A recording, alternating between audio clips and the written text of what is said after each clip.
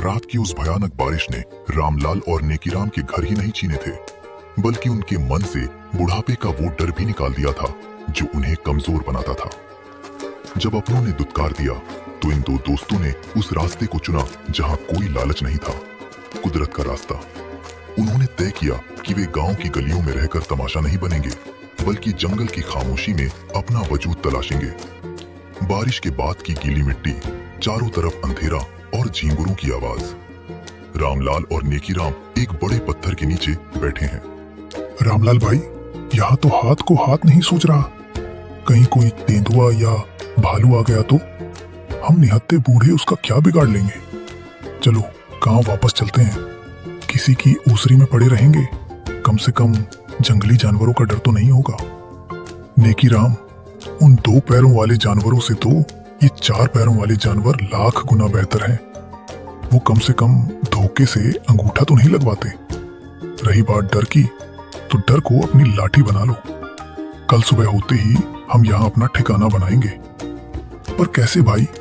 न कुदाल है, न कुल्लड़ी, न सर पर छत है। यहाँ तो घास भी कंटीली है। मेरे पास ये छोटा सा चाकू है जो मैं हमेशा सुतली काटने के लिए रखता था। और तुम्हारे पास वो हुनर है जिससे तुमने सालों मिट्टी को मथा है। हम हारेंगे नहीं दोस्त। अगले दिन सूरज निकलते ही दोनों काम पर लग जाते हैं। रामलाल सूखी लकड़ियों को इकट्ठा करता है और नेकीराम पत्थर चुनता है। नेकीराम, देखो, वो 4 मजबूत पेड़ एक चौकोर घेरे में हैं। हम इन्हीं को खंबा बनाएंगे। मैं ऊपर बांस और झाड़ियां बांधूंगा और तुम नीचे से मिट्टी और पत्थर की दीवार उठाना। नेकीराम भाई, ये मिट्टी बहुत सख्त है और पानी मिलते ही नरम हो गई, बिल्कुल हमारी किस्मत की तरह। देखो, मैंने पत्थरों को ऐसे जमाया है कि हवा भी अंदर नहीं झांक पाएगी। कि रामलाल के हाथों में छाले पड़ गए हैं, पर वो लकड़ियों को आपस में लताओं से बांध रहा है। 3 दिन की कड़ी मेहनत के बाद एक छोटी सी मजबूत झोपड़ी खड़ी हो जाती है। पहले दिन वे केवल जंगली बेर और कंदमूल खाकर गुजारा करते हैं। भाई, सिर्फ फलों से कब तक पेट भरेगा? शरीर में जान नहीं रहेगी तो काम कैसे करेंगे? धैर्य रखो। कल मैं गांव की सरहद तक गया था। वहां जो मंदिर का भंडार है, वहां सफाई हो रही थी।